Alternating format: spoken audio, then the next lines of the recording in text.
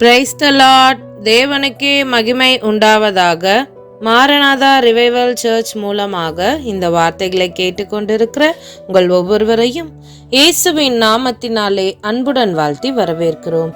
இன்று கர்த்தர் நம்மோடு பேசுகிற வார்த்தை என்னவென்று பார்ப்போமா?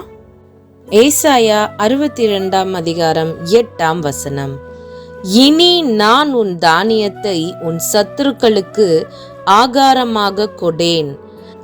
ஆம், என் அன்பு சகோதர சகோதரிகளே, இந்த வார்த்தையின் மூலமாக தேவன் நம்மோடு என்ன கூறுகிறார் என்று பார்த்தோமானால், நம்முடைய ஆசீர்வாதத்தை, நம்முடைய உழைப்பை நம்முடைய சத்துருக்களுக்கு அவர் கொடுக்க மாட்டேன் என்று சொல்லுகிறார்.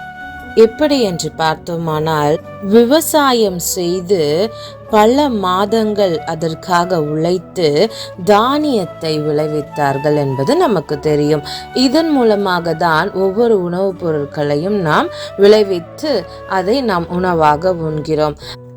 இந்த தானியத்தை விளைவித்து அந்த விளைச்சலை பார்க்கும் பொழுது அந்த விவசாயிக்கு ஒரு சந்தோஷம், ஒரு மன மகிழ்ச்சி. அந்த பலனை அவர் அடையும் பொழுது நிச்சயம் அது ஒரு ஆசீர்வாதமாக இருக்கும். ஆனால் இந்த வேத வசனத்தில் நாம் என்ன பார்க்கிறோம் என்று சொன்னால், அந்த சத்துருக்களுக்கு கர்த்தர் ஆகாரமாக கொடுக்க மாட்டேன் என்று சொல்கிறார். அப்பொழுது முன்னாடி என்ன பண்ணிட்டு இருந்திருப்பாங்க? அவர்களுடைய சத்துருக்கள் அவர்கள் ஆகாரத்தை பறித்து கொள்கிற காரியம் இருந்திருக்கும்.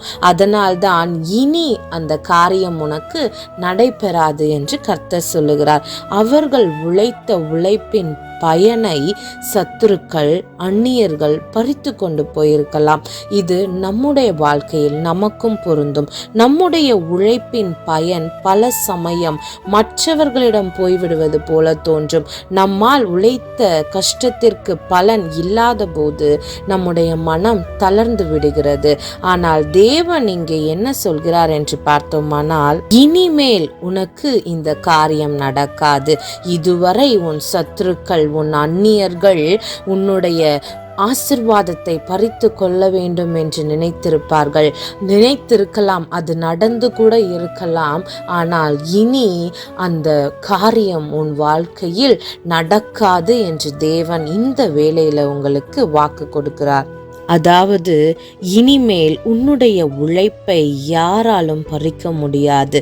நீ விதைத்ததற்கான பயனை நீயே அனுபவிப்பாய். இது கர்த்தர் நம்மை ஒரு உற்சாகப்படுத்தும் வாக்குத்தத்தமாக இருக்கிறது.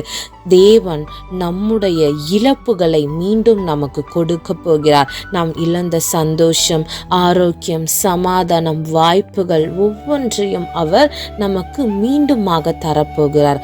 ஆகவே என் அன்பு பிள்ளைகளே, உன்னுடைய உழைப்பு ஒரு நாளும் வீண் போகாது. நீ சிந்திய கண்ணீர் ஒரு நாளும் வீண் போகாது. உன் நம்பிக்கை ஒரு நாளும் வீண் போகாது.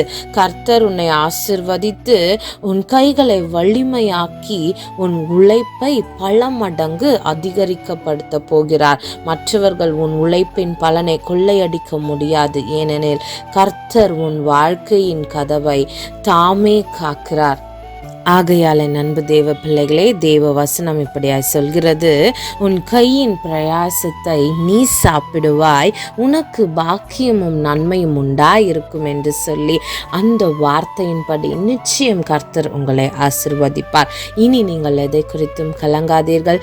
நான் வாங்குகிற வருமானம் எனக்கு பற்றவில்லை, எனக்கு கடன் பிரச்சனைக்காக, என்னுடைய ஹெல்த் ப்ராப்ளம்ஸ்க்காக, இப்படி என்று சொல்லி அநேக செலவுகளில், அநேக பொத்தலான பைகளில் தான் என்னுடைய பணம் போகிறது என்று நீங்கள் கலங்கி கொண்டிருக்கிறீர்களா?